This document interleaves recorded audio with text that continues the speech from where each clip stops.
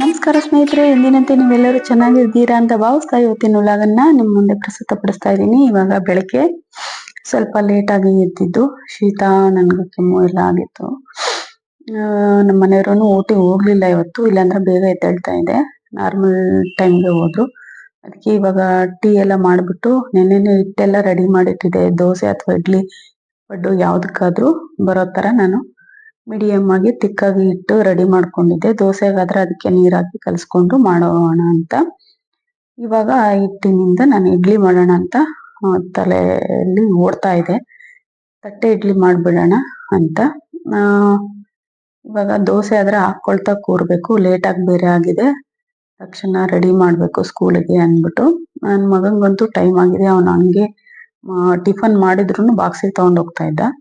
ಅವನ್ಗೆ ಆಲ್ರೆಡಿ ಕಾಸು ಅವನ ಹತ್ರ ಇತ್ತು, ಪಾಕೆಟ್ ಮನಿ ನೆನ್ನೆನೆ ಕೊಟ್ಟಿದ್ದೆವು. ಅದು ಅನ್ನ ಇಟ್ಕೊಂಡಿದ್ದಾನೆ. ಹೊಟ್ಟೆ ಹಸಿವಾದ್ರೆ ಅವನ್ನ ಅಲ್ಲೇ ಕ್ಯಾಂಟೀನ್ ಅಲ್ಲಿ ತಿನ್ಕೊಳ್ತಾನೆ. ಲೇಟ್ ಆಗ್ಬಿಟ್ಟಿದೆ. ರಾತ್ರಿ ಎಲ್ಲ ಕೆಮ್ಮಿರೋದು ಅವ್ರಿಗೂ ಗೊತ್ತು. ಅದಕ್ಕೆ ನೋಡಿ ಕಡಲೆಕಾಳು ನೆನೆ ಹಾಕಿದ್ನಲ್ವಾ, ಅದನ್ನ ಒಗ್ಗರಣೆ ಹಾಕಿದೀನಿ. ಸ್ವಲ್ಪ ಸಾರಿಗೆ ಸಪ್ರೇಟ್ ಮಾಡಿ ಇಟ್ಟಿದ್ದೀನಿ. ಅವಳು ನನ್ನ ಮಗಳಿಗೆ ಇಷ್ಟ ಕೇಳಿದ್ಲು, ಅದಕ್ಕೆ ಈಗ ಇಡ್ಲಿಗೆ ನೀರಿಟ್ಟಿದ್ದೀನಿ. ನಾನು ಯಾವಾಗ್ಲೂ ಇದೇ ಕುಕ್ಕರ್ ಅಲ್ಲೇ ಮಾಡೋದು. ಎಲ್ಲಾರು ಇಡ್ಲಿ ಪಾತ್ರೆ, ನನ್ ಮದ್ವಾಗಿ 20 ವರ್ಷ ಆಯ್ತು ಸ್ನೇಹಿತರೆ. ಇಡ್ಲಿ ಪಾತ್ರೆ, ದೊಡ್ಡ ಪಾತ್ರೆ ತಗೋಬೇಕಂತ ತಗೊಂಡೇ ಇಲ್ಲ. ಆ ಕುಕ್ಕರ್ ದೊಡ್ಡದು, ಅದು 12 ಲೀಟರ್ ಅಂತ ಹೇಳಿ ಕೊಟ್ಟಿದ್ದವರು ಪಾತ್ರೆಯವರು. ಅಂದ್ರೆ ಪಾತ್ರೆ ಮನೆ ಹತ್ರನೇ ಬರ್ತಾ ಇದ್ರು. ನಾವು ಅವಾಗ ತಗೊಂಡಿದ್ದದು, ಹೊಸ್ದಾಗ್ ಮದ್ವೆ ಆಗಿದ್ವಲ್ಲ ಅವಾಗ ತಗೊಂಡಿದ್ದು. ಅದನ್ನ ಕುಕ್ಕರ್ ಬಿಸಿಲ್ ಇದಾಗ್ತಾ ಇದೆ, ನೀರ್ ಇದಾಗ್ತಾ ಇದೆ, ಅದಕ್ಕೆ ಇಡ್ಲಿಗೆ ಇಟ್ಕೊಂಡ್ಬಿಟ್ಟಿದ್ದೀನಿ. ನೋಡಿ ಇವಾಗ ತಟ್ಟೆ ಇಡ್ಲಿಗೆ ಹಿಟ್ಟೆಲ್ಲ ಹಾಕಿ ರೆಡಿ ಮಾಡಿ. ನೋಡಿ ಈ ತರ ಇದ್ರೆ ಪಡ್ಡು ಮತ್ತು ಇಡ್ಲಿಗೆ ಬರುತ್ತೆ. ಬೇಕಾದ್ರೆ ನಾವು ಸ್ವಲ್ಪ ನೀರ್ ಹಾಕೊಂಡು ಆಡ್ ಮಾಡಿದ್ರೆ ದೋಸೆನೂ ಹಾಕೋಬಹುದು, ಪೇಪರ್ ದೋಸೆ ಹಾಕೋಬಹುದು. ಆತರ ಸ್ವಲ್ಪ ನೀರ್ ಆಡ್ ಮಾಡಿದ್ರೆ ಸೆಟ್ ದೋಸೆ ಮಾಡ್ಕೋಬಹುದು. ಇನ್ನು ಸ್ವಲ್ಪ ನೀರ್ ಜಾಸ್ತಿ ಆದ್ರೆ ತೆಳುವಾಗಿ ನೀರ್ ದೋಸೆನೂ ಹಾಕೋಬಹುದು ಇದ್ರಲ್ಲಿ. ಆ ರೀತಿ ಮಾಡಿರ್ತೀನಿ.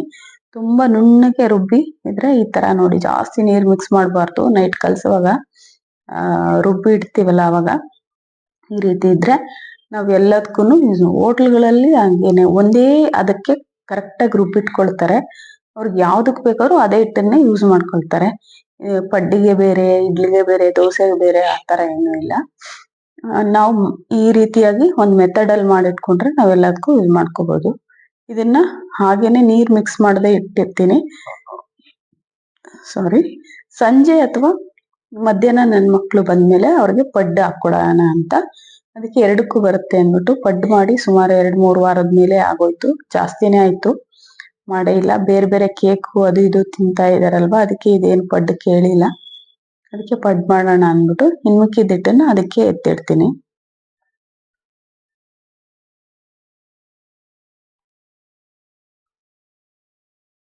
ನೋಡಿ ಈಗ ತಟ್ಟೆ ಇಡ್ಲಿ ಆಯ್ತು. ಸಾಂಬಾರ್ ಇದೆ, ಬೇಳೆ ಸಾಂಬಾರು ನೆನ್ನೆ ಇದ್ದು, ಅದನ್ನ ಬಿಸಿ ಮಾಡ್ಬಿಟ್ಟು ಅದ್ರ ಜೊತೆ ಕಾಯಿ ಚಟ್ನಿ ಮಾಡ್ತೀನಿ. ಅವಾಗ ಕಾಯಿ ಚಟ್ನಿನ ತಿನ್ಕೊಳ್ತಾರೆ. ಯಾಕೆಂದ್ರೆ ಮಧ್ಯಾಹ್ನಕ್ಕೆಲ್ಲ ಕಾಯಿ ಚಟ್ನಿ ತಗೊಂಡೋದ್ರೆ ಅದು ಅಳಸೋಗ್ಬಿಡುತ್ತೆ. ಅದಕ್ಕೋಸ್ಕರ ಸಾಂಬಾರನ್ನ ಚೆನ್ನಾಗಿ ಬಿಸಿ ಮಾಡಿ, ಸಾಂಬಾರ್ ಆದ್ರೆ ಇರುತ್ತೆ, ಚೆನ್ನಾಗಿ ಕುದಿಸಿಟ್ರೆ ಸಾಂಬಾರ್ 2 ದಿನ ಆದ್ರೂ ಇರುತ್ತೆ.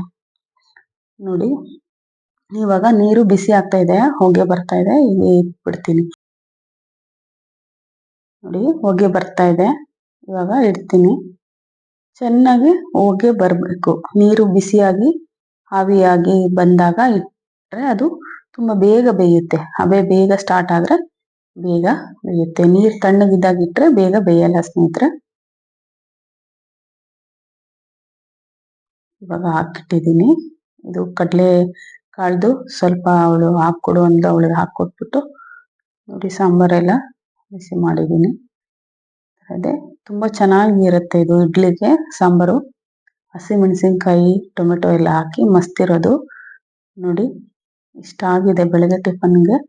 ಮಧ್ಯಾಹ್ನಕ್ಕೆ ಸ್ವಲ್ಪ ಕಡಲೆಕಾಳು ತೆಗೆದಿಟ್ಕೊಂಡಿದ್ದೀನಿ, ಅದನ್ನ ಸಾರನ್ನ ಮಾಡಕ್ಕೆ ಎತ್ತಿಟ್ಟಿದ್ದೀನಿ. ಕೊಬ್ಬರಿ ರುಬ್ಬಾಕಿ ಮಾಡಬೇಕು.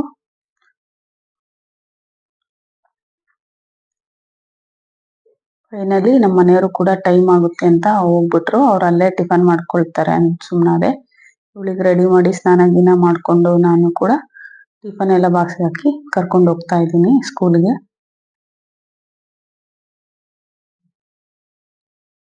ಇದು ಡ್ರಿಲ್ ಎಲ್ಲ ಮಾಡಿಸ್ತಾರಲ್ಲ ಆ ಮಕ್ಕಳಿಗೆ ಟ್ರ್ಯಾಕ್ ಶೂಟ್ ಇರುತ್ತೆ. ಅವ್ರು ಹೇಳ್ತಾರೆ ಕೆಲವೊಂದ್ಸಲ. ಮಿಕ್ಕಿರೋ ಮಕ್ಕಳಿಗೆ ವೈಟ್ ಡ್ರೆಸ್ ಇರುತ್ತೆ, ಆ ಥರ ಇರುತ್ತೆ. ಒಂದೊಂದು ವೀಕು ಒಬ್ಬೊಬ್ರಿಗೆ ಸೆಟ್ ಮಾಡಿರ್ತಾರೆ ಆ ರೀತಿ. ಫ್ರಂಟಲ್ಲಿ ನಿಂತ್ಕೊಂಡು ಹೇಳೋ ಥರ ಹಂಗಿರುತ್ತೆ.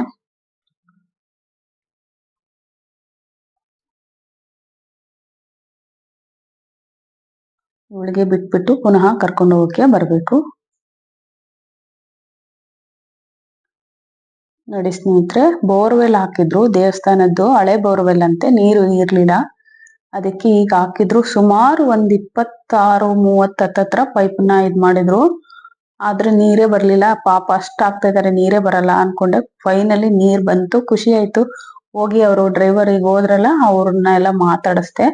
ಏನ್ ಸರ್ ನೀರೇ ಬರ್ತಾ ಇರ್ಲಿಲ್ಲ, ಏನ್ ನೀರ್ ಬರಲ್ಲ ಅನ್ಕೊಂಡಿದ್ದೆ. ಇಲ್ಲ ಮೇಡಮ್, ಇದು ಹಳೇದು, ನೀರಿತ್ತು ಬಟ್ ತುಂಬಾ ಆಳ ಇದೆ ಇದು, ಅದಕ್ಕೆ ಅಂತ. ಫೈನಲಿ ಬಂತು. ಈಗ ಅವ್ರಿಗೆ ಹೋಗಿ ಕೇಳಿದೆ, ಇನ್ನೊಬ್ರು ಇಲ್ಲಿ ಅಂಕಲ್. ನೋಡಿ, ಇದು ದೇವಸ್ಥಾನದ್ದು.